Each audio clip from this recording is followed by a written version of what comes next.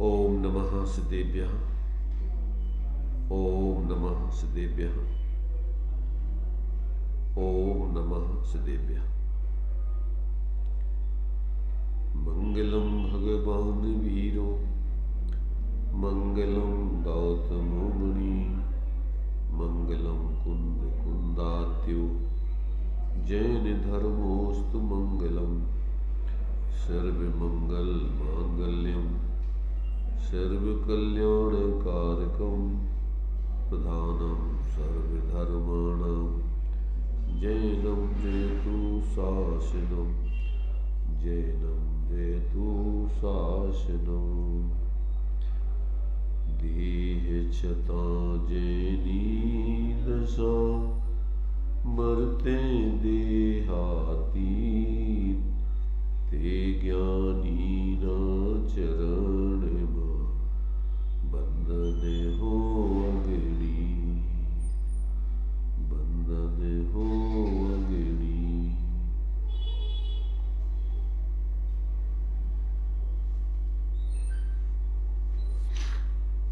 चर्चा पर ये स्वानुभूति दर्शन शास्त्र के माध्यम से कर रहे हैं। ये स्वानुभूति दर्शन इसका नाम है। इसका मतलब क्या होता है? स्व का अनुभव होने पर ही आत्मा के दर्शन होते हैं।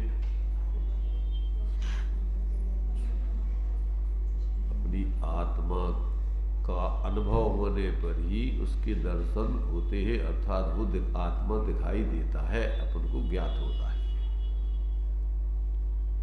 अगर आत्मा का अनुभव अपन नहीं करेंगे तो आत्मा अपन को दिखाई नहीं देता है ऐसे भी, क्योंकि 5 इंद्रिय मन के माध्यम से तो सब बाहर बाहर की चीजें दिखती हैं, और आत्मा है क्योंकि अंदर शरीर आदि से राग आदि से अंदर में, और अंदर अपना ज्ञान स्वरूप है। तो उसके जब तक अपन अपने उस स्व को अंदर में लक्ष्य करके और उसका अनुभव नहीं करेंगे तब तक वो अपन को दर्शन नहीं देता है, दिखाई नहीं देता है।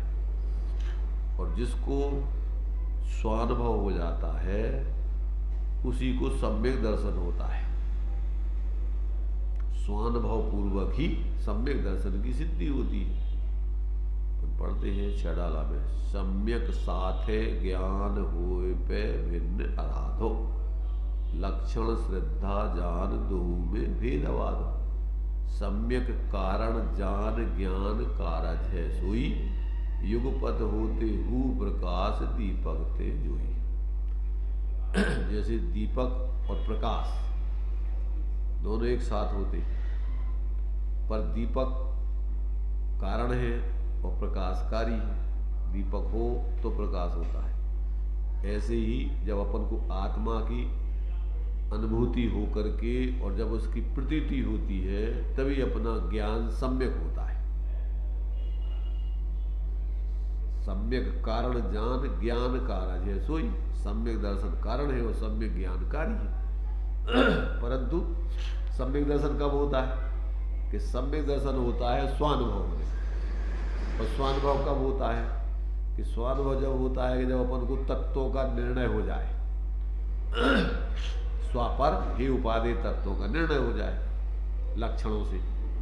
ये मेरा स्व का स्वरूप है, ये मेरे स्व से भिन्न है, ये भाव अपने लिए आश्रवादी भाव है, छोड़ने लायक है, और ये भाव कि अपन को ग्रहण करने लायक, प्रकट करने लायक है। जब अपन को ऐसे ही पहले सविकल्प दशा में निर्णय कर लेंगे और फिर अपन स्व की तरफ झुक करके उसका आश्रय करेंगे, तो फिर वहाँ जहाँ है उधर देखेंगे तो दिखाई देगा, अनुभव में आएगा। और जब उसका अनुभव हो जाएगा तो उसी समय प्रतीति हो जाएगी अपन को कि हाँ ये मेरा स्वरूप है। और जब प्रतीति हो जाएगी तो फिर वो ज्ञान तुम्हारा सम्यक कहलाएगा। तो जब तक ये स्थिति नहीं बनती तब तक अपन अपने बारे में अनभिज्ञ है, सब बाहर में अपन अपने उलझे हुए हैं, उन्हीं में कल्पनाएं करते रहते हैं निरंतर रात दिन। तो ये जो है लोक में भी अपन देखते हैं कि जिस चीज को व्यक्ति चख लेता है, खा लेता है, तो उसका स्वरूप उसको उस पर विश्वास हो जाता है कि ये ऐसी चीज़ है, फिर वो कभी नहीं भूलता है। उसको कहना नहीं पड़ता है कि भाई इमली खट्टी होती है, और तुम कितने कहते रहो, और अगर वो खाएगा नहीं तो उस पर विश्वास नहीं आएगा कि इमली कैसी होती है। वो खा लेगा, अलग से कहने की जरूरत नहीं होती कि भैया इमली मानो तुम खट्टी होती है, विश्वास करो।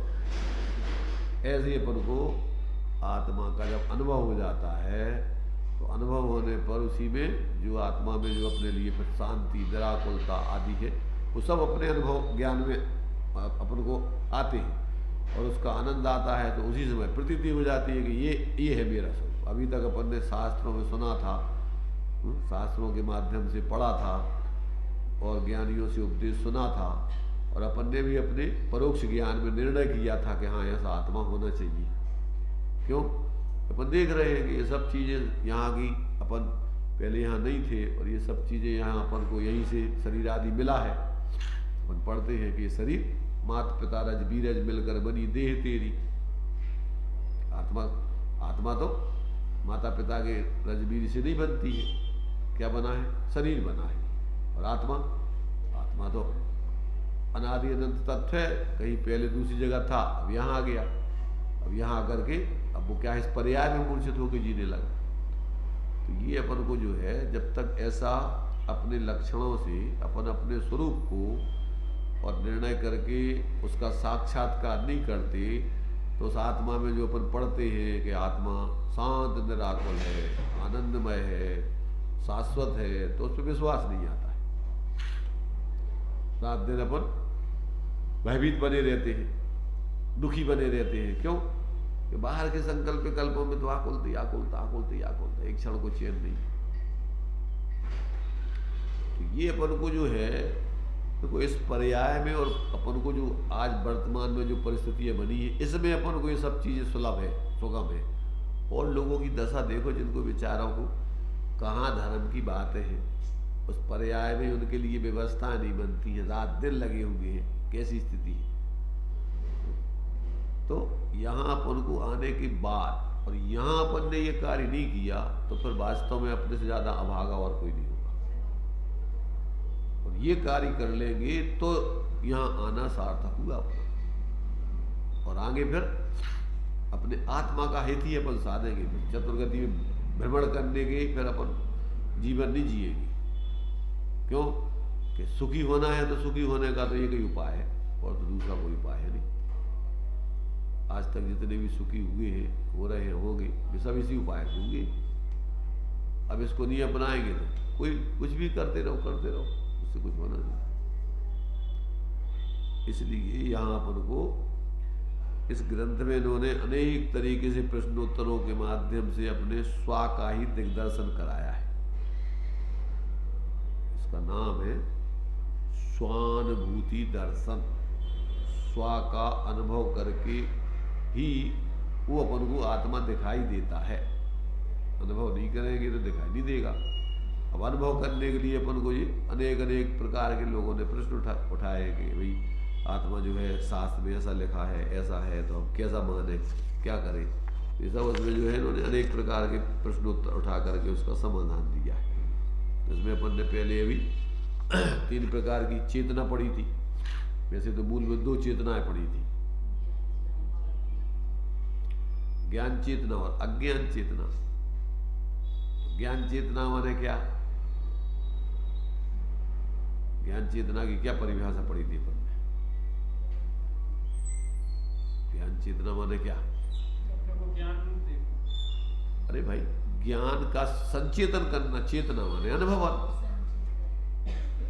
अपन अपने को अपन सम्यक दृष्टि कहाँ है? कौन से खेत में पैदा होती है सम्यक दृष्टि? जिसको ज्ञान चेतना का, जो ज्ञान चेतना रूप अपने को अनुभव करता है, वो सम्यक दृष्टि बनता है। मिथ्या दृष्टि ही सम्यक दृष्टि बनती है। सम्यक दृष्टि कोई अलग थोड़ी खदान रखी कि वहां होते पैदा। यानी मिथ्या दृष्टियों में जो अपने को ज्ञान स्वरूप अनुभव करते हैं, वे सम्यक दृष्टि बन जाते हैं। और जो अपने लिए और दूसरे रूप, ज्ञान के अलावा और कुछ रूप अनुभव करते रहते हैं, वे अज्ञान चेतना है उनकी। ज्ञान के अलावा और कुछ भी अपने को संचेतन करना, अनुभव करना, उसका नाम अज्ञान चेतना है। और उसके फिर दो भेद बतलाए थे।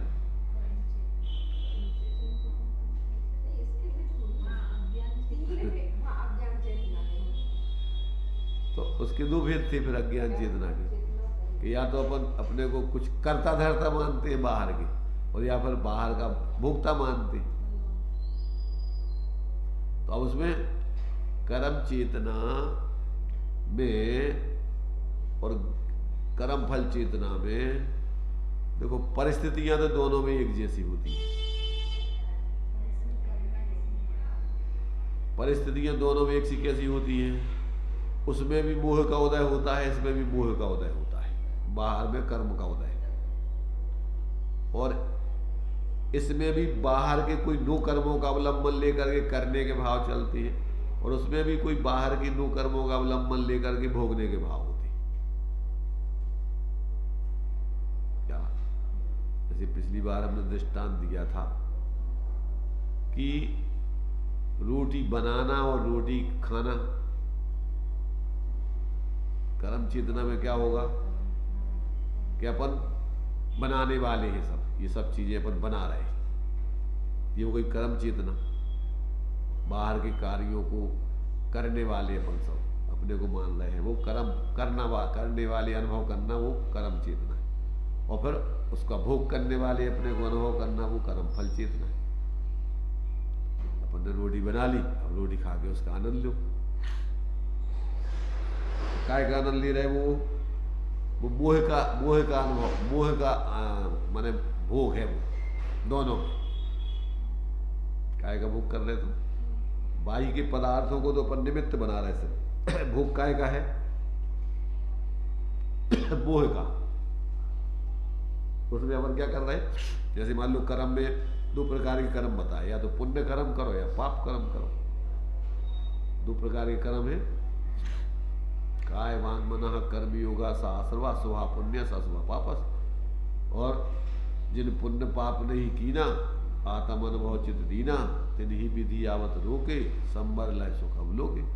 जो पुण्य पाप आदि न करके, उसके फल को न भोग करके और अपने को ज्ञान स्वरूप अनुभव करते हैं, आत्म अनुभव चित दीना, तिन्ही विधि आवत रोके। उनके ये कर्म विकारी भाव रोकते हैं, और उनसे उनके द्वारा आते हुए कर्म रोकते हैं। बंधना आश्रव नहीं होगा तो बंध नहीं होगा। तो कौन कि जो कर्म चेतना और कर्म फल चेतना में अपनी परिणति को नहीं लगा करके और अपने को इनसे पृथक ज्ञान संचेतन रूप अनुभव करते, उसका नाम है ज्ञान चेतना। अब पूर्ण रूपेण ज्ञान चेतना तो अनंत सिद्धों में होती है। तो ज्ञान ही ज्ञान का, ज्ञान शरीर त्रिविध कर्मल वर्जित सिद्ध महानता, ते है निकल अमल परमात्मा भोगे सब। तो वे तो अपने ज्ञान आनंद को भोग रहे निरंतर। अब ये यहाँ से अज्ञान दशा में व्यक्ति को जब अपने स्वरूप का लक्षण से भेद विज्ञान करके और जब उसकी की तरफ झुक करके जब वहां से जुड़ जाता है, तो यहाँ से एक देश ज्ञान चेतना चालू हो जाती है। क्या हो जाती है? यहाँ से अपने लिए फिर वो ज्ञान स्वरूप संचेतन करना चालू करता है। अपन एक भजन पढ़ा होगा, उसमें दिया है कि सम्यक दृष्टि क्या करता है? अपने को चिन्ह मूरत दीर्घधारी की मोहरीत लगत है अटापड़ी। बाहर में चाहे नरक में होवे चाहे स्वर्गों में होवे, नरक का दृष्टांत दिया पाप का उदय का, और स्वर्ग का दृष्टांत दिया पुण्य के उदय का। पर दोनों से वो क्या करता है? अपनी परिणति को अलग मानता है। बाहर में पाप का उदय से पृथक अपने को ज्ञान स्वरूप अनुभव करता है चिन्ह मूलक, और उधर पुण्य के उदय से अपने को भिन्न अनुभव करता है चिन्ह मूलक। बाहर में रमे अनेक सुरनि संग, पर तिस परिणति से हटाहटी।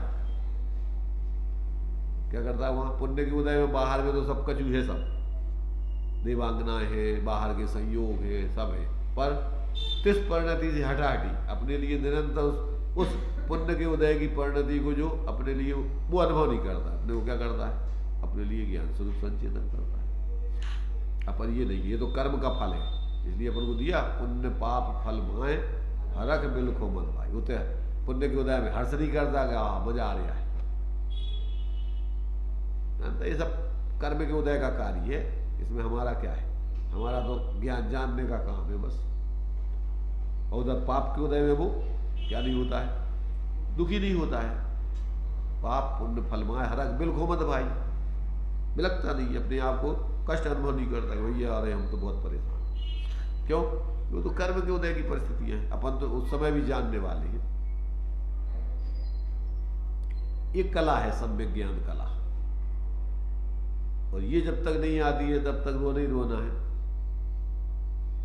कुछ ना कुछ परिस्थितियां कुछ ना कुछ चलती रहती है, सब रात दिन रात सुबह शुभ भावों से अज्ञान दशा में कहते हैं कि मेरा व्यापार चला करता, मानस वाणी और काया से आश्रव का द्वार फैला रहता, निरंतर पराश्रित जीवन जीता रहता अज्ञान दशा में।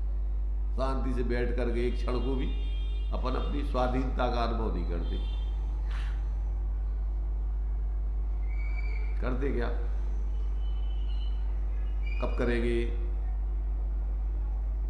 जब अभी नहीं करेंगे इस परिस्थितियों में, तो कहाँ जाके करोगे? नरक में करोगे कि त्रियंश गति में करोगे, जहाँ की दशा देखो कैसी है। जो अपन को इतनी सब व्यवस्थित अनुकूलताएं हैं, समझने के लिए जिनवाणी है, बड़ी अपन को पुण्य का उदय है कि अपन को कोई ऐसा नहीं है 24 घंटे अपन को कामों में लगे रहना पड़े और व्यवस्था नहीं बन रही हो अपनी। तो यहाँ ऐसा सुंदर अवसर मिला है, और इसमें अपन सदुपयोग अपना कार्य नहीं करेंगे तो फिर क्या करेंगे बताओ? इसलिए ये अपन को बहुत ही अपने लिए वास्तव में आत्मकल्याण करने के लिए बहुत सुंदर अवसर है, और कोई किसी का साथी संगाती है नहीं। अगर अपना ये कार्य नहीं करेंगे तो कोई किसी का कुछ नहीं करने वाला। एक क्षण नहीं लगेगा और कहाँ चले जाओगे? जैसे जो कहाँ चले जाएंगे, मतलब व्यवहार में जैसे कर्म किए हैं वहां चले जाओगे उस गति में, और परमार्थ से तो कहीं नहीं चले जाओगे। आत्मा आत्मा ही रूप रहेगी, आत्मा को छोड़ के आत्मा कहाँ जाएगी? अपने चतुष्टय को कोई पदार्थ छोड़ते नहीं है।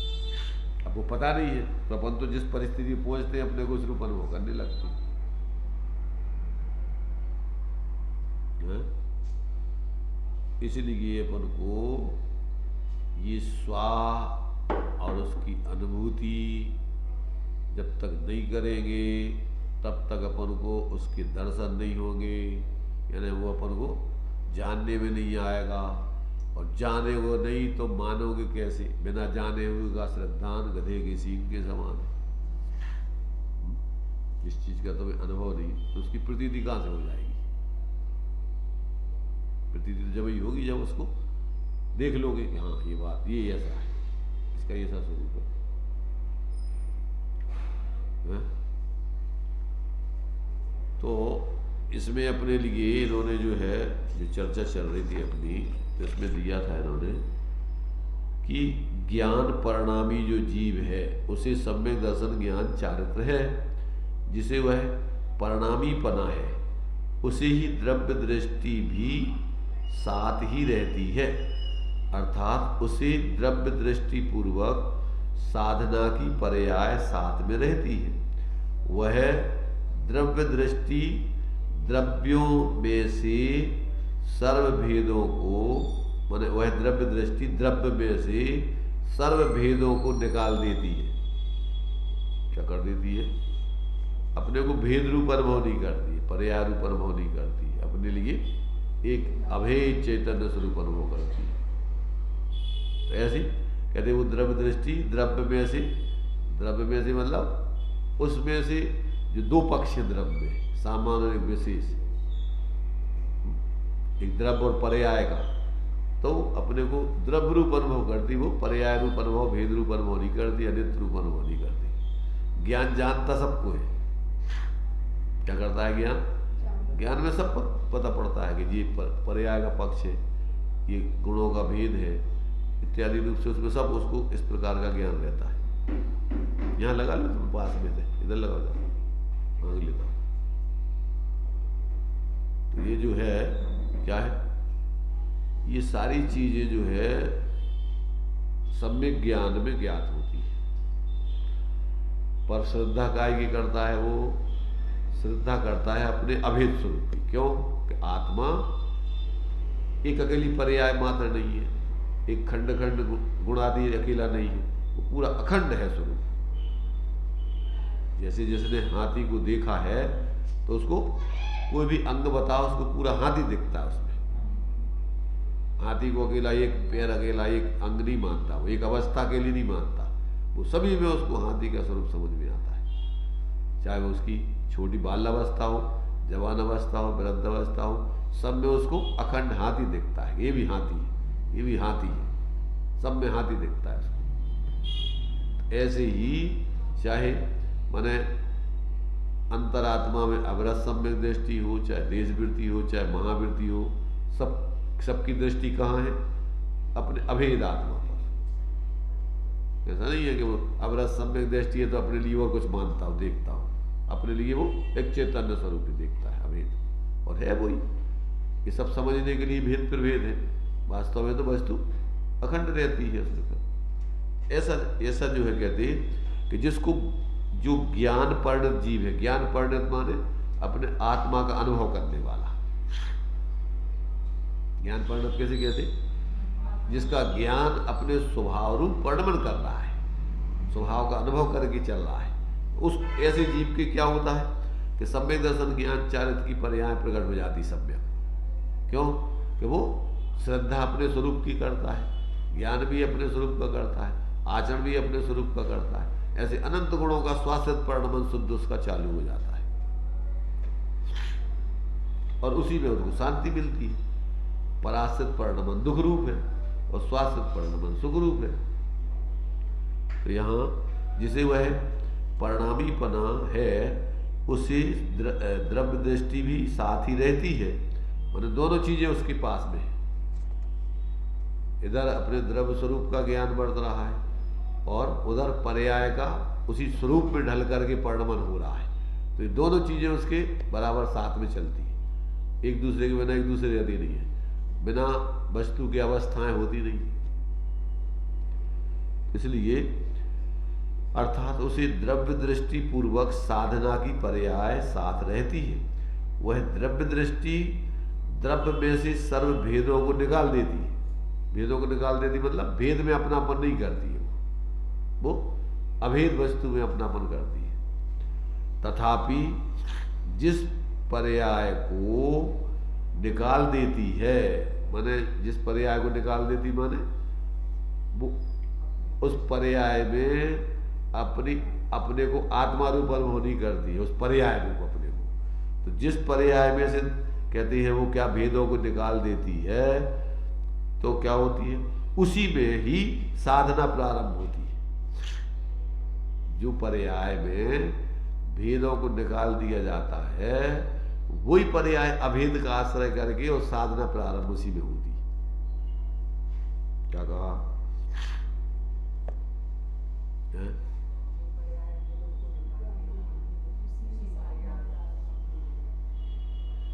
भाई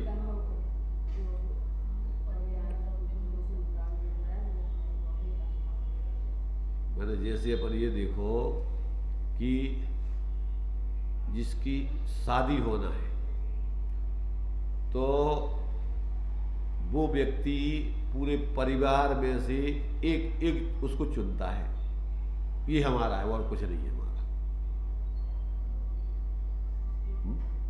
तो क्या होता है? तो उसी के लिए वो मिलता है, फिर उसी के लिए जिसको वो चुनता है वही उसको मिलता है फिर अभेद रूप से। तो जो परिणति क्या करती है? अपना सर्वस्व उसको समर्पित कर देती है। इसको माने जैसे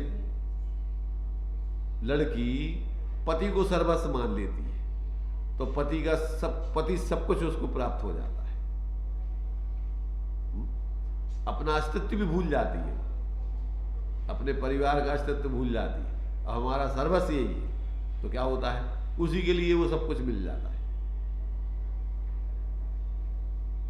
ऐसे जो परिणति संपूर्ण भेदों को, संयोगों को अपने में से अलग करके एकमात्र अपने उस स्वरूप पे ही समर्पित हो जाती है, उसके लिए ही क्या है, शुद्धता प्रारंभ होती है, उसी में, उसी के जीवन में धर्म चालू हो जाता है, उसी के लिए आत्मा का सब कुछ जो है वो उसको प्राप्त होता है। आत्मा में क्या है, परम शांति है, अनंत ज्ञान है, दर्शन है, सुख है, वीर है, सब उसमें। तो अब जब परिणति उसमें समर्पित हो गई तो वो सब परिणति हो गया। अब पति की सारी संपत्ति किसकी है, चाबी पति किसको सौंप देता है, ये लो तुम संभालो। क्यों भाई, तुमने चाबी किसको सौंपी? भैया अब सोचता है कि आप कौन जाए, अब ये सवाल है जो कजू करना है, अपन को क्या करना है, अपन तो फ्री रहो।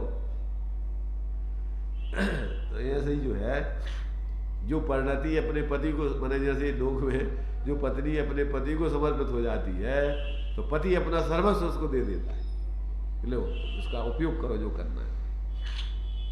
तो ऐसे ही जो परिणति अभी इधर उधर भटक रही है, अपनी सुख की खोज इधर उधर कर रही, अब वो परिणति जब अपने आत्मा पर समर्पित हो जाती है तो आत्मा में जो अनंत सुख आदि है वो सब उसके लिए प्राप्त हो जाते हैं।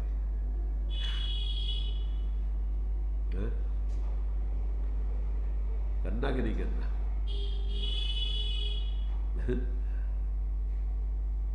कहने से काम नहीं होता है, क्यों? समर्पित होना पड़ता है पूरा। तो यहां पर ये कहते हैं कि जिस पर्याय को मैंने वो निकाल देता है, वह द्रव्य दृष्टि द्रव्य में से सर्व भेदों को निकाल देती है, दृष्टि पर्याय है। तथापि जिस पर्याय को निकाल देती है वो दृष्टि, उसी में ही साधना का प्रारंभ होता है। ऐसा ही वस्तु का स्वरूप है। द्रव अपेक्षा से वस्तु अपरिणामी है। कैसी है? एक रूप रहने वाली। द्रव अपेक्षा से वस्तु कैसी है? आत्मा बस आत्मा ही रूप रहता है, जो कहते हो चेतन स्वरूप। अवस्थाएं उसकी बदलती रहती है, तो अपरिणामी है। और पर्याय अपेक्षा से वही वस्तु परिणामी है। क्या है? जब अपन देखो, जैसे महावीर स्वामी का जीव था, कोई शेर की पर्याय में था, वही पर और भी बीच में पर्याय 10 पर्याय पाई, और बाद में वही महावीर स्वामी बना। तो आत्मा वही का वही, और अवस्थाएं बदलती रहती है। तो पर्याय दृष्टि से वही आत्मा कैसा है? अनेक रूप है। और द्रव्य दृष्टि से आत्मा कैसा है? एक रूप वही आत्मा, अलग अलग नहीं हो जाता है। जो कहते हैं वही का वही। जैसे एक सोने की अपन कितने गहरे बनवा लेते, तो सोना उतना ही का उतना, जो कहते हो कि बदल जाता है। ऐसे ही अपनी कितनी भी अवस्थाएं अपन ने धारण की हो, पर आत्मा सब में एक वही का वही, ज्यों कहते हो। अब अपन को जब ऐसे अपनी आत्मदृष्टि, अभी अपन क्या करते हैं, अभी निमित्ताधीन दृष्टि है, पर्याय दृष्टि है, इसलिए परेशान होते रहते हैं। तन उपजत अपनी उपज जान, तन न सता आपको नासमान। अपन पर्याय छूटी और सोचते मरे, अब का काम। और ज्ञानी क्या करते कि भैया हमारा कुछ नहीं होना है, हम तो आत्मा की आत्मा रहना है, चाहे यहाँ रहो चाहे और कहीं रहो, पर हमें क्या है? क्या हो जाओ उसको? अगर अपनी सत्ता शाश्वत नहीं मानोगे तो क्या है? परेशान रात दिन होते रहोगे। जिस पर्याय में जाओगे उस पर्याय रूप अनुभव करके जब छूटेगी तो परेशान होगे। अगर उसमें अपन अपने के लिए एक रूप अनुभव करेंगे कि भैया अपन आत्मा है, अपन पर्याय नहीं है मात्र। पर्याय तो ये बदलती रहती है, ये उसका स्वरूप ही है। उत्पाद वे ध्रुवयुक्तम सत सद्रव लक्षण अथवा गुण पर्याय व द्रव्यम। गुण एक रूप रहते हैं और पर्याय बदलती रहती है। तो अपन अपने को गुणों का पिंड, अपन अकेली मात्र अवस्था नहीं है, अपन एक एक गुण भी नहीं है। अपन क्या है? सब गुणों का अखंड एक गुण पर्याय व द्रव्यम। गुण पर्याय मय द्रव्य अखंड होता है। उन सब में एक रूप व्याप्ता रहता है। जितनी पर्याय होंगी उन सब पर्यायों में द्रव्य जो कहते हो अभिध रहता है। तो अपन वही अपन है, मैंने अपन वो जीव द्रव्य है, अपन को ये अवस्था मात्र नहीं है, संयोग नहीं है। अब ये अपन को दिमाग में पहले तो समझ में आने चाहिए, फिर अंदर में अपने शाश्वत अपने तत्व को ग्रहण करके सदा निरंतर उसका जानने रूप अनुभव करते रहे। शाश्वत जानपना शाश्वत चलता रहता है, और सब भाव बदलते रहते, पर्याय बदलती रहती, पर जानने वाला वही का वही। आता समझ में कुछ?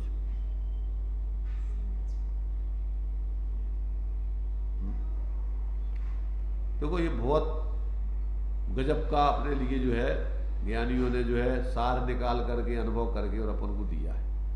और अपन अगर इसको नहीं समझेंगे तो अभी तक जो दुर्दशा हो रही है वो कोई बचाने वाला नहीं है। इसलिए यहाँ कह रहे हैं कि भाई देखो दोनों चीजें उस वस्तु में हैं, तो कहते हैं उसी में साधना का प्रारंभ होता है, ऐसा ही वस्तु का स्वरूप है। और द्रव्य अपेक्षा से वस्तु अपरिणामी माने एक रूप रहती है, और पर्याय अपेक्षा से वस्तु परिणामी है, परिणमन करती रहती है। वे दोनों अपेक्षाएं भिन्न भिन्न है ना, एक द्रव्य अपेक्षा है और एक पर्याय अपेक्षा है, दोनों विवक्षाएं अलग अलग है। द्रव्य और पर्याय दोनों की जोड़ी साथ साथ ही रहती है। द्रव्य बिन पर्याय न, पर्याय बिन न द्रव्य, दोनों अनन्य रहे सदा, यह बात जिनवर ने। पर्याय के बिना द्रव्य नहीं होता, किस में होंगी अवस्थाएं?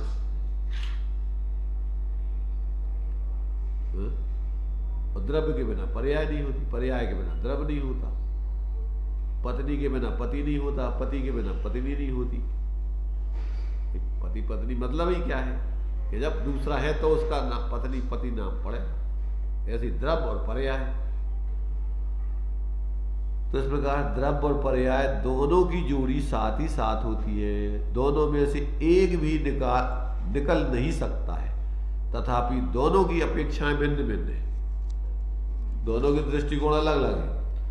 साधना में दोनों साथ ही साथ होते हैं, एक पर उसमें से एक मुख्य होता है और दूसरा गौण होता है। क्या होता है?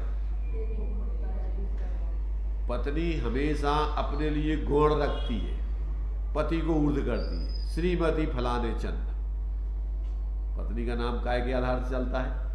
पति के आधार पर चलता है।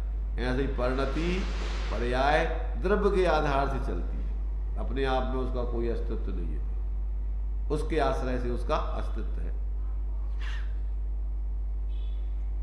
आ रहा समझ में कि नहीं आ रहा?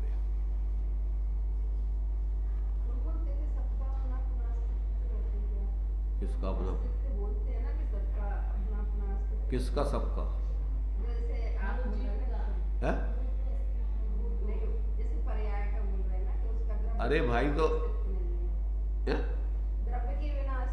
बताओ, है अंगों का अवस्थाओं का शरीर के बिना अस्तित्व है? ये तुम्हारे हाथ पांव है, ये तुम्हारी अवस्था है, शरीर नहीं होवे तो हो जाए। अब वो जब अपन भेद करके कथन करते हैं तो हाथ का अस्तित्व अलग है, पैर का अस्तित्व अलग है, शरीर का अस्तित्व अलग है, वो विवक्षा दूसरी है भेद की। जब अपन अभेद दृष्टि से विचार करोगे तो सब उसी के आश्रय थे, उसको छोड़ करके कहां से भेद आ जाएंगे? अभेद को छोड़ करके भेद कहां से मिलेगी?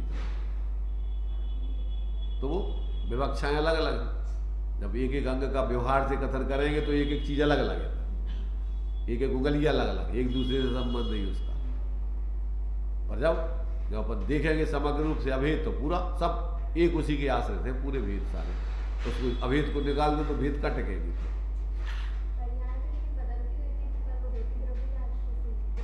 द्रव्य के बिना बताओ कहाँ रहेगी? पर्याय काय में होगी? सोना अलग कर दो, फिर ले आओ तुम बनाओ कुंडल कड़ा अंगूठी चेने, सोने को निकाल के रख दो अलग, और फिर अवस्थाएं तुम तैयार करो काय में से कर रहे।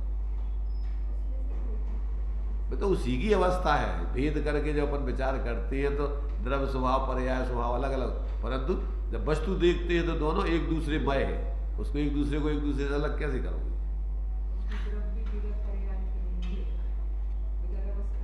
भाई वस्तु है ही नहीं ना उसमें।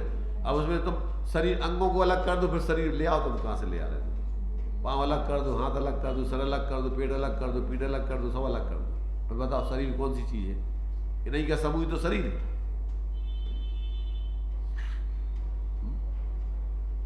तो ये अतत भाव रूप भेद समझने के लिए है, वस्तु को खंड खंड नहीं कर सकते आप। ऐसे अपनी आत्मा भी अपने गुण पर्यायों मय है। अपनी गुण पर्यायों को छोड़ के आत्मा कहाँ मिलेगी तुम्हें? अपनी गुण पर्यायों व्याप्ति अपने चतुष्टय में रहती वस्तु, अपने चतुष्टय छोड़ के कहाँ जाएगी बताओ? तो ये अपने दिमाग में क्लियर हो जाए और फिर अपन अपने को ज्ञान में ऐसे जहां जहां ज्ञान है वहां वहां आत्मा है। आत्मा कितना बड़ो है? ज्ञान सो ही आत्मा।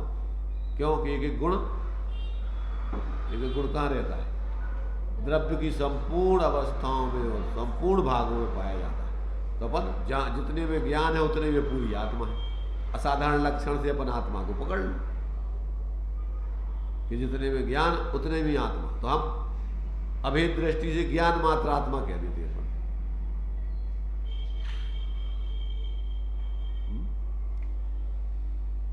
नहीं आता समझ में? तो ये अप्लाई करते वक्त का हो जाता समझ में जब आता है तो अप्लाई करने में क्या तकलीफ है? अब जब तुम्हारी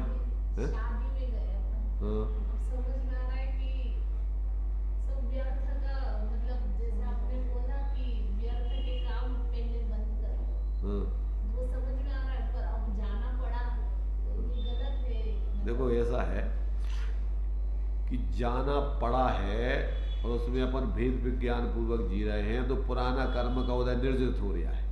आगे के लिए आपको ये परिस्थिति खत्म हो जाएगी।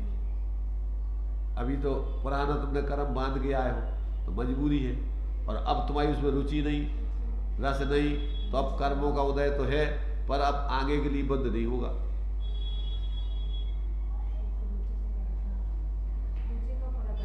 भाई रुचि का आएगा, परिणामों का आएगा, तुम्हारा रस नहीं है तो वो अब तुम्हें आगे ऐसे आदमी को बुलाएंगे भी नहीं फिर कि जब कभी काम धाम के नहीं है, ये रस ही नहीं ले रहे तो जाओ यार अब काय को बुला दे भाई। उतर कछु तुम होते उनमें रस लियो तब तो उनको बुलाओ काय गिलाने उनमें। अब तुम्हें कछु रुचि नहीं, रस नहीं, तो वे क्या करेंगे बताओ? जैसे मान लीजिए अब वो किससे शादी कर दी थी? 4 कन्याओं से, जम्बू स्वामी से। अब जम्बू स्वामी को तो कोई रुचि थी नहीं, तो अब क्या करेंगी वे लड़कियां? कब तक रहेंगी उनके संग? हैं? अरे भाई उनको जब भाई शादी तो इसलिए की कि अपन साथ रहेंगे, प्रेम से रहेंगे, एक दूसरे का सहयोग। अब उनको कुछ मतलब ही नहीं, कह रहे हमें कोई मतलब लेना ही देना नहीं, तुम जानो तुम्हारा काम। हमें तो बैराग है और माता पिता ने कही भैया हमारी इज्जत रखो, हमने वादा कर दिया था तो शादी कर लो, के बाद तुम्हें जो करने तो कर ली, बस हम उनका काम होगा। हमने ऐसा कर्म माना था तो अब हम उनको काम उनने कर दो कर्म के उदय में। अब हमारा काम बैराग, ज्ञान बैराग है, हम अपने ज्ञान बैराग में जी रहे। तब भी लड़कियां भी क्या भैया ठीक है, तुम जब ज्ञान बैराग में जी रहे तो हम क्या करेंगे? हम भी तुम्हारे संग ज्ञान बैराग में जिएंगे। तो जहां तुम ज्ञान वैराग पूर्वक जियोगे तो जहां जाओगे वे भी सब ज्ञान में। तो डाकू आए तो वे डाकू भी ज्ञान वैराग में रंग गए। वे भी आए तो उनकी चर्चा सुन के यार सही बात है, अपन कहाँ पागलपन में लगे, वे भी उसी में रंग गए। तो अपन को अगर अंदर से ज्ञान वैराग जागृत है तो अपन जहां रहेंगे फिर सब ज्ञान वैराग में हो जाएंगे, अपन प्रभावित नहीं होंगे उनसे। पुराना कर्म का उदय आया वो निर्जित हो जाएगा, नया कर्म बनेगा नहीं।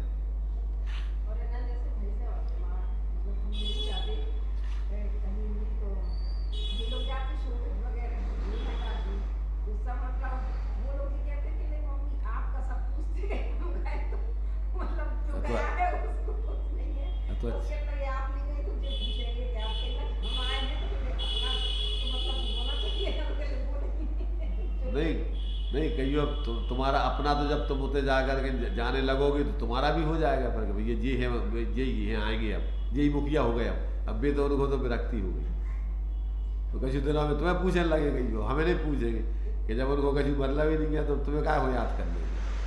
पहले शुरू में जब दुकान हम चल हमारी माने हम बैठते थे दुकान पे, हमारे भैया बाद में बैठने लगे, सब पूछे रावण का है, रावण का है, तो भैया कहते यार गया वो तो हम बैठे, हमें तो पूछ रही रावण की पूछ रहे।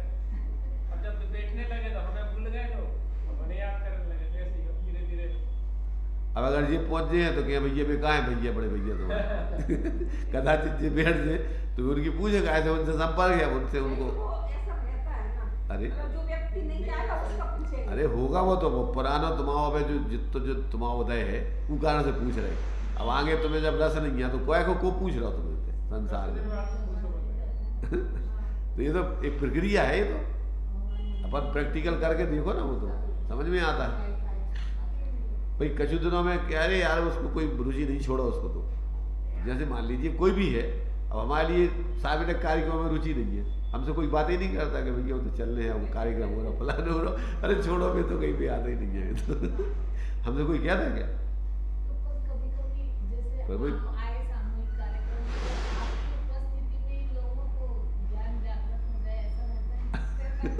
अब ये कह रहे समय जाना खराब हो, औपचारिकता जाना खराब हो तो सार्वजनिक कार्यक्रम में कोई मतलब नहीं है। इसलिए अब सब अरे हम ये कह रहे हम सब जगह से, पर उनको पता है कि आप आओगे नहीं परंतु हमारा काम, उनको ये भी पता है कि आप आओगे नहीं पर हमारा तो हम व्यवहारिकता का कर्तव्य निभा रहे हैं। तो मतलब ये है कि आपका जैसा जीवन होगा लोग आपके संग वैसा व्यवहार करने लगेंगे। कितनी देर तक आप, कितने समय तक आपके संग वो वैसा ही व्यवहार करेंगे। जब तुम्हारी रुचि नहीं, रस नहीं, उस ज्यादा की प्रवृत्ति नहीं, तब क्या करेंगे लोग। कहीं दिनों में भैया ठीक है तुम अपनो करो यार, छोड़ो, जब तुम्हारा वहाँ मिले नहीं खाते तो तुम्हारी हमरी ना बनेगी राम तुम अपनो काम, हम अपनो काम करें। ये तो अपने ऊपर है कि अपन जिस तरीके का जीवन जीना चाहते हैं, आप अपने उस पर दृढ़ रहेंगे तो प्रकृति की व्यवस्था है कि आपको उस जाति का वातावरण देगी, ऐसी जगह आपको जन्म देगी, ऐसी जगह आपको वहाँ मिल जाओगे कि जहाँ आपको ये सब समस्याएं नहीं होगी। ये पूर्वकृत कर्म का उदय है उसका, अभी का नहीं है। अरे तो भोगता भोगता नहीं है वो क्या करता है उसको, वो तो भुगतता है उसको, जैसे तैसे निपटना है। जैसे वो आदेष्टान गले पड़ी बजाय सरी, अब वो तो जबरदस्ती गले पड़ गई तो निपटाऊ नहीं है, बस खत्म। इसलिए अब अगर वो भोगता है तो वो सम्यक दृष्टि नहीं है। सम्यक दृष्टर भवती नियतम ज्ञान वैराग्य शक्ति। सम्यक दृष्टि को ज्ञान और वैराग्य शक्ति होती है, अगर नहीं है तो वो सम्यक दृष्टि नहीं है, मिथ्या दृष्टि है।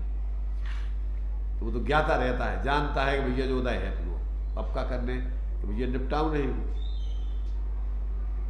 ठीक है, साक्षी बन करके जो हो रहा हो तो देख रहा हूँ, क्योंकि उसके बिना वो दीक्षा भी नहीं ले सकता जब तक वो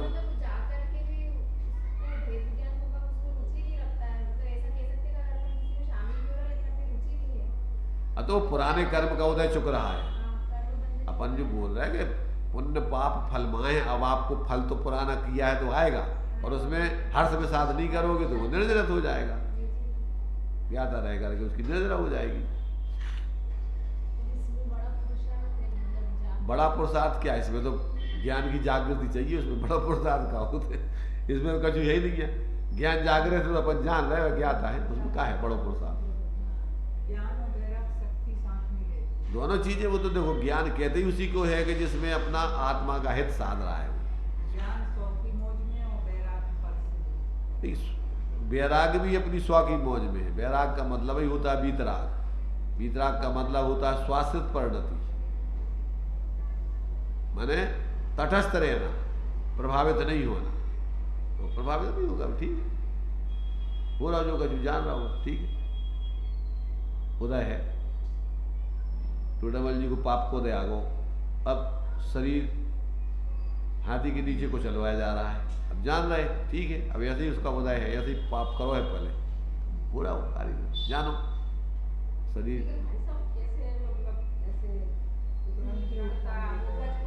अबे क्या बताओ कि तुम्हारा ऑपरेशन भाव तो हाथ पांव तुम्हारे काट काट के अलग कर रहे थे, तुमने कैसे करवाओ। कछु करता हूँ अपने ज्ञान से शून्य करो जाते। अबे तुम्हें इतने तुम्हारा ने इंजेक्शन से शून्य कर रहा है, तो ज्ञान से शून्य होती है। जब ज्ञान, देखो ज्ञान में ज्ञान अप्रभावित रहता है, मोह से प्रभावित होता है व्यक्ति। और जब तुम्हारा ने मोह नहीं है तो कछु नहीं है, आप अलग बिल्कुल पृथक रहोगे, ध्यान रहे कुछ नहीं क्या है उसमें। बस दुख का कारण है मोह राग रस दुख की खान। निज को निज पर को पर जान, फिर दुख का नहीं लेस देना। दुख का कारण तुम्हारे लिए ज्ञान नहीं है, दुख का कारण मोह है। जहां जहां तुम जितना जितना ज्ञान जागृत करते जाओगे, ज्ञान अभ्यास करें मनमाही, ताकि मोह का महत्व खत्म होता जाएगा, ज्ञान बढ़ता जाएगा, ज्ञान ही ज्ञान रह जाएगा, मोह सब खत्म हो जाएगा। और यदि मोह अभ्यास करते रहोगे तो ज्ञान क्षीण हो जाएगा, निगोद में चले जाओगे, बिल्कुल शून्य हो जाएगा, मोह ही रह जाएगा पूरा एकत्व बुद्धि शरीर में संयोगों में, और एक श्वास में 8-10 बार तुम्हारी दशा ऐसी बन जाएगी।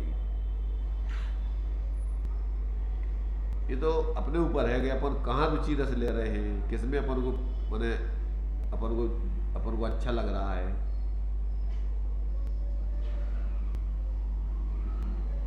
तो ये जो है ये अपने लिए ये कह रहे हैं कि भैया देखो ये सब दोनों का साथ द्रव्य स्वभाव पर्याय।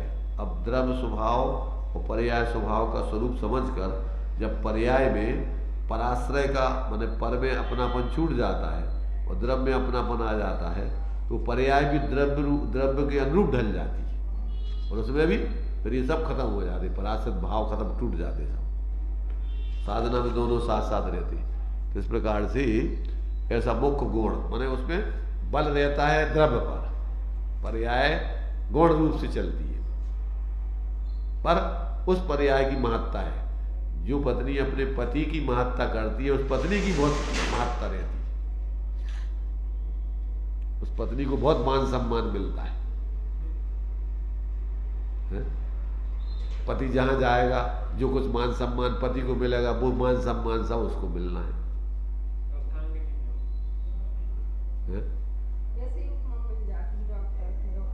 अब वो उपमा मिल जाए पर सम्मान मान सम्मान भी मिलता है उस जाति का। अकेली उपमा से काम का हो रहा हो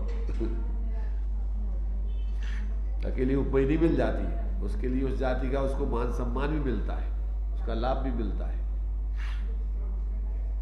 तो ये सारी चीजें अपन को जो है एक एक चीज साधकों ने जिस तरीके से अपना जीवन जिया और जी करके फिर उन्होंने क्या उसका लाभ प्राप्त किया, तो अन्य जीवों के लिए भी सोचा कि भैया ये सब लोग जो है ऐसा लाभ प्राप्त करें।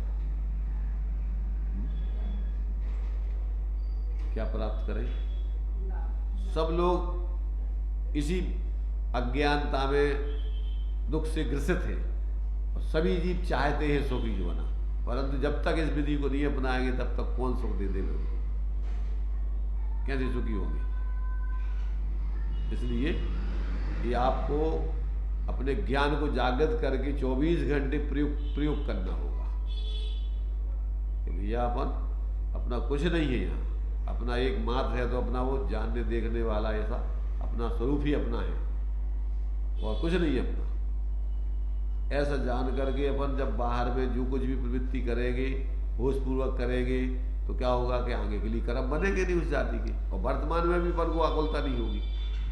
आकुलता तो होती जितनी मोह रखोगे, जितनी आसक्ति करोगे। द्वेष भी नहीं करना, बाहर की प्रतिकूलताओं में किसी से द्वेष भी नहीं करना है। क्या करना है?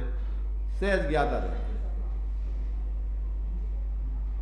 न उनमें मोह करना है, न राग करना है, न द्वेष करना है, मात्र ज्ञाता रहना है, जानना है भाई परिस्थिति है। बुद्धिपूर्वक उससे बचने का प्रयत्न किया जाता है, और फिर अगर मान लीजिए कि तीव्र उदय है नहीं बच पा रहे हैं तो वहां पर क्या करो, उसमें अपन जुड़ो, मतलब उसमें सहज रहो। इसमें इन्होंने एक प्रश्न और उठाया है यहाँ पर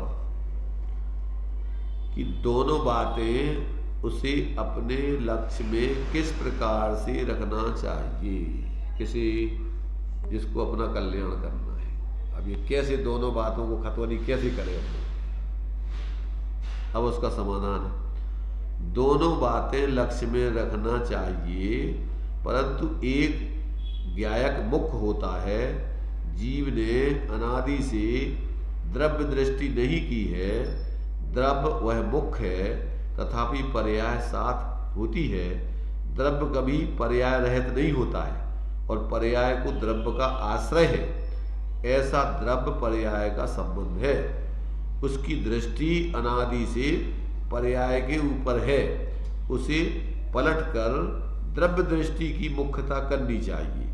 पर्याय उसके साथ गुण रूप से होती है, कहीं निकल नहीं जाती है, इसलिए साधना में पर्याय साथ होती है। दोनों साथ होने पर भी द्रव्य दृष्टि मुख्य होती है और साधना पर्याय में होती रहती है। जो पर्याय द्रव्य को मुख्य करती है वो उसकी पर्याय में साधना होती रहती है, उसकी सहजता बनी रहती है, उसमें किसी प्रकार की जो है आकुलता खड़ी नहीं होती है। ऐसा जो है ये इन्होंने प्रश्नोत्तर में लिया है। अब एक प्रश्न इन्होंने इसमें दिया है जो अपनी समय सार जी की गाथा चलती है। छठवीं गाथा में प्रमत्त अप्रमत्त रहित ध्रुव ज्ञायक कहा है, वह तो समझ में आता है। फिर आगे कहते हैं कि जो ज्ञेयाकार अवस्था में ज्ञायक रूप से ज्ञात होगा वह स्वरूप प्रकाशन में भी कर्ता कर्म का अनन्यपना होने से ज्ञायक ही है।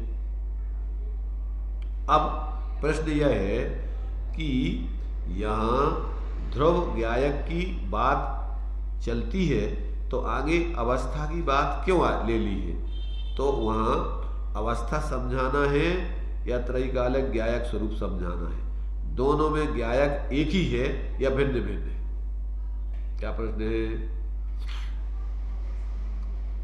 मैंने आचार्य कभी उसकी बात कर देते, कभी इसकी बात कर देते, कभी दोनों की बात कर देते, तो हमें उसमें से क्या समझना है? और वो ज्ञायक कहते हैं जो ज्ञेयाकार अवस्था में जो ज्ञात हुआ था वही स्वरूप के अनुभव के काल में भी वो ज्ञायक ही रहता है। तो कहते ये कौन ज्ञायक अलग अलग हो जाते हैं कि वो एक ही ज्ञायक होता है? ऐसे प्रश्न उठाए। समाधान, ज्ञायक एक ही है। आचार्य देव को ज्ञायक ही सिद्ध करना है। ज्ञायक तो अनादि का ज्ञायक ही है। अनादा जो सुध सो शिव है। ज्ञाता तो ज्ञाता ही है, वो तो वही का वही रहना है, उसमें तो कुछ बदलाव होता नहीं, अवस्थाएं बदलती रहती। तो विभाव दशा में, प्रमत्त अप्रमत्त दशा में, ज्ञेयाकार दशा में अथवा स्वरूप प्रकाशन की दशा में वह ज्ञायक ही है। जिस समय परिणति अपने को जान रही है उस समय भी आत्मा वही है, और जिस समय परिणति पर को जान रही है उस समय भी आत्मा वही है। क्या अलग हो गया? तो जैसे दीपक जब किसी को भी प्रकाशित कर रहा हो, अपने को प्रकाशित कर रहा है तो भी वही दीपक, और पर को प्रकाशित कर रहा है तो भी वही दीपक। दीपक तो कोई अलग हो नहीं जाता। ऐसी आत्मा तो आत्मा ही है, वो मिथ्या दृष्टि है तो भी आत्मा वही का वही है, पूरा का पूरा। दृष्टि उसकी सिर्फ अकेली मिथ्या है। अभी जैसे जो आत्मा शरीर को आत्मा मान रही तो वो आत्मा शरीर हो गई क्या? और जिस समय जो जीव आत्मा को ही अपना स्वरूप मानने लगता है तो वही आत्मा है। आत्मा तो वही की वही, कोई दूसरी आत्मा थोड़ी हो गई। पर अकेली बदल गई उसकी, पहले मिथ्या थी अब वही सम्यक हो गई। अभी जो अपने को जो अपन थे वो नहीं मान रही थी, अभी वो पर मान रही थी और अपने को अपना मानने लगी, तो अभी वो आत्मा तो ज्यों का त्यों पूरा वही का वही। तो दृष्टि मिथ्या है, दृष्टि सम्यक होती है, आत्मा तो आत्मा उतनी की उतनी वही की वही रहती है। इसमें क्या हो गया? तो काम ज्यादा कठिन नहीं है। क्या क्या कठिन? अरे कितना सहज काम है, आनंदमय काम है। इससे और सरल क्या है दुनिया में, बताओ? अपन व्यवहार से ऐसा बोलते हैं, क्या बोलते हैं? धन कन कंचन राज सुख सबई सुलभ कर जान, दुर्लभ है संसार में। ये क्या था? अर्थ ज्ञान और आचार्य ज्ञानी कहते हैं कि बोधि आपका रूप है निश्चय दुर्लभ नहीं, भाव में प्राप्ति कठिन है, यह व्यवहार का है। अरे ये तो व्यवहार की बात है, परमार्थ से तो बोधि तुम्हारा स्वरूप ही है, और उसमें क्या ही कठिनाई है। तुम्हारी चीज को तुम्हारी अपनी सुई मान लेना, तुम्हें क्या कठिनाई है? दूसरे की चीज तो तुम्हें अपनी मानने में तो परेशानी है, समस्या है। पर अपनी चीज अपने मानने में अपन का समस्या है। ऐसे ही अब धन गण कंचन राज तो ये तो तुम्हें वो मिलना ही नहीं है, मिलेगा? मान लाए तुमने झूठे कि हमें जो हम जो होगा जो होगा जो होगा, पर वे तो हुए ही नहीं, मिथ्या दृष्टि हो गई तुम्हारी।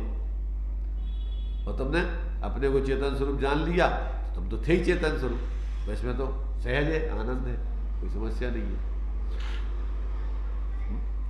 इसलिए यहाँ पर कहते हैं आचार्य कि भैया बहुत सहज सरल काम है ये, एक बार तुम्हारे लिए इसकी दृष्टि बन जाए तो फिर देखो इसमें फिर इसके बिना इसके अलावा तुम्हें कोई चीज रुचे नहीं सकती। 24 घंटे एक ही धुन रहेगी, मेरा तो चैतन्य लाल दूसरा ना कोई नहीं। जहां भी रहोगे वहां तुम्हें अपना बस स्वरूप ही दिखेगा, अपना कुछ है भी नहीं है, और कुछ अपना जब है नहीं है तो क्या खिलाने अपन जबरदस्ती उसमें मोह करें। और चोरी को दोष के कारण से 4 गति 84 लाख योनियों की सजा पाए, जो तुम्हारी चीज नहीं है ऊपर कब्जा करने की सोचोगे तो क्या होगा? अपराध होगा ना, और अपराध होने पे तुम्हें सजा मिलेगी कि नहीं? तो 4 गति 84 लाख योनियों की सजा काहे को फल है? ये चोरी को फल है। जो चीज तुम्हारी नहीं है वो जबरदस्ती तुम ऊपर कब्जा करने का प्रयत्न करते रहे आज तक।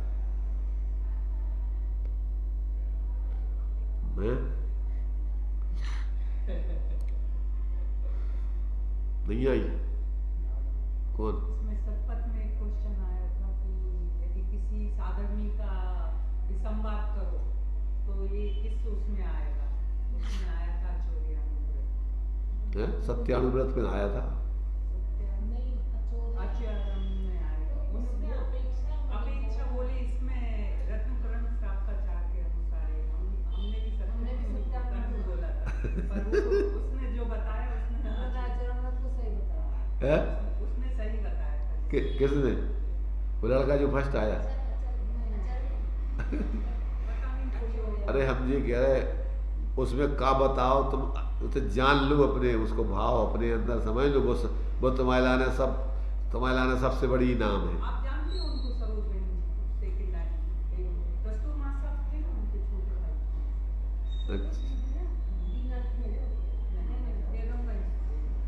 चलो ठीक, चलो हम ये कह रहे हैं, देखो ये सेकंड बेकंड तो भी कह रहा है कि भैया अपनो करती होगी नहीं, पर वो दिख भी रही थी, माने उसकी जागृति दिख रही थी ना। तो वो कह रही थी कि वो कह रहे थे ना, मैं तुम्हारे में कहना होगा हम पंचायत करत नहीं है, फालतू को हम समय फालतू हम लगाओ नहीं है।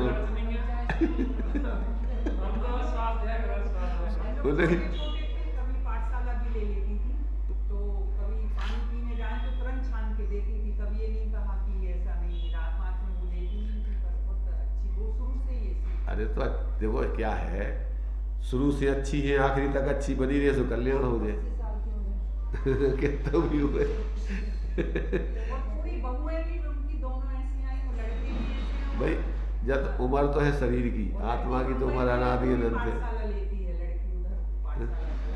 अरे हम ये कह रहे हैं सब स्वतंत्र जीव हैं, कौन कर रहा हो, वे अपनी अपनी योग्यता से कर रहे हैं। अब व्यवहार में अपन कह रहे हैं कि हमारी लड़का है, हमारी लड़की है, हमारी बहू है, हमारी फलाने, कौन किसका है? जो करेगा सो अपना फल वो पाएगा। इसलिए अपन ज्यादा उसमें व्यवहारिकता में रुचि मत लो, उसमें परमात्मा कह रहे भैया ये तो एक औपचार है, क्या है नाम बेनाम, तो अपना प्रयोजन तो स्वाध्याय कराने का है सबको।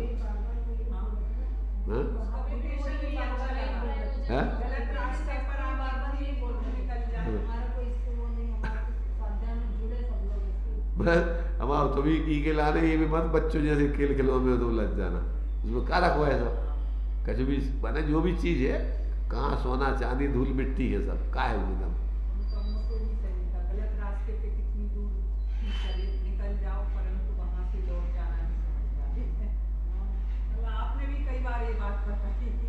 अरे भाई देखो, जब गलती स्वीकार करना ही सुधार का सबसे पहला पाया है, वो अपन को अपनी गलती समझ में आ जाए, ये सुधार का सबसे पहले नंबर का कार्य है आपका। इसलिए ये सब बातें अपन को साधकों ने बहुत जीवन में जहाँ जहाँ से जैसी जैसी व्यक्तियों को समस्याएं हैं उन सबको समाधान करके उनको सही रास्ते सब बताए। अब उसमें अपन अपने जीवन में उसकी महत्ता समझे और जीवन में प्रैक्टिकल करते रहे। देखो पर शांति शांति, समस्या अपने जीवन में है ही नहीं कुछ।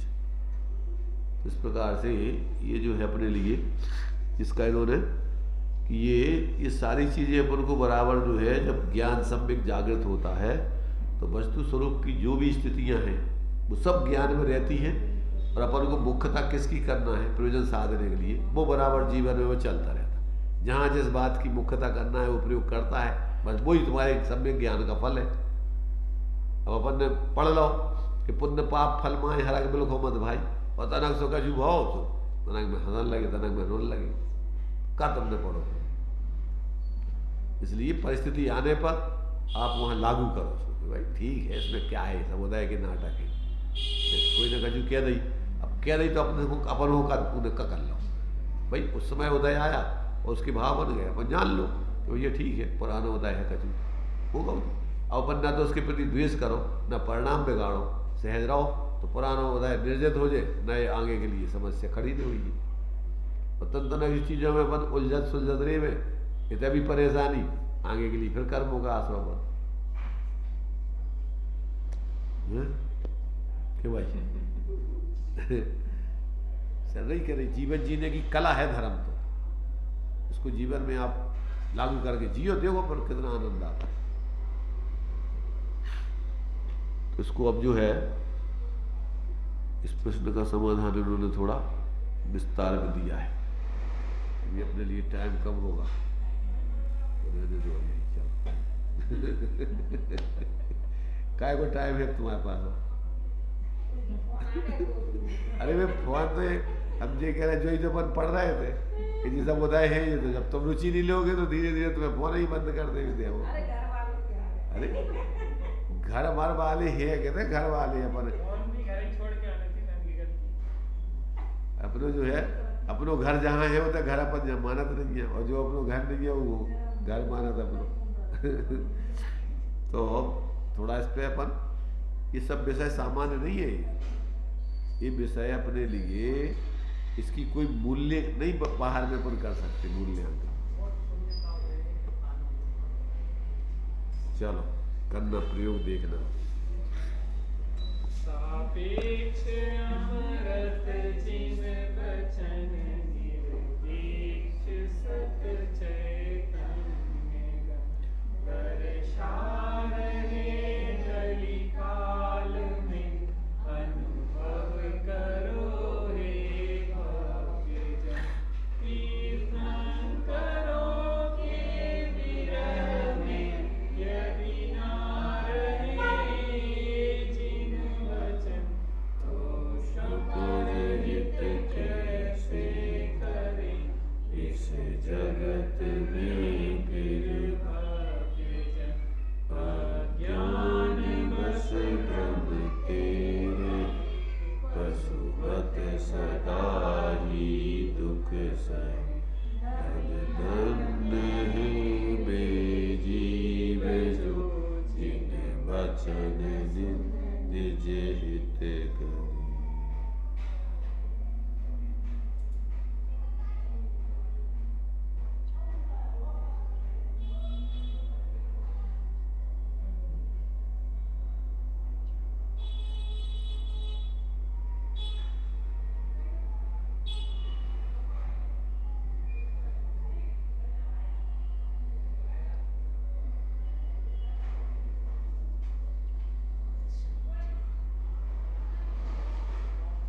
द्वादशांग जिनवाणी माता की जय। पंच परमेष्टि भगवत की जय।